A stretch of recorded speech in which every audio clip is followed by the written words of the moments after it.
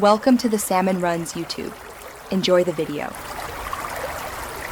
You're starting now. Place 2 3lb bones in the Instant Pot and rough chop 1 onion, 2 carrots, 2 celery stalks. Add 8-10 cups cold water so bones are submerged and pour in 1 tablespoon salt plus 2 tablespoons apple cider vinegar. This helps extract collagen and minerals.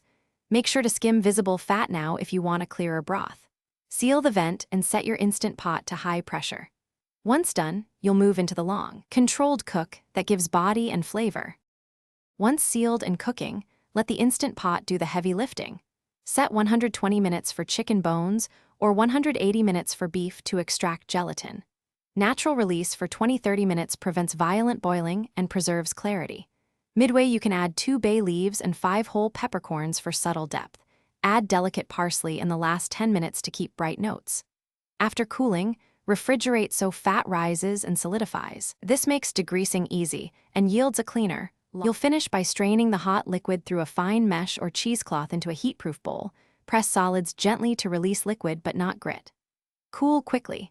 An ice bath speeds temperature down to safe range within 2 hours, then refrigerate. Portion into jars or silicone molds and freeze for convenience. If the broth looks cloudy or greasy, chill until fat solidifies and lift it off.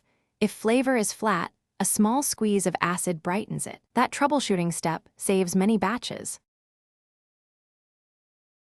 Thanks for watching. Consider subscribing if we helped you.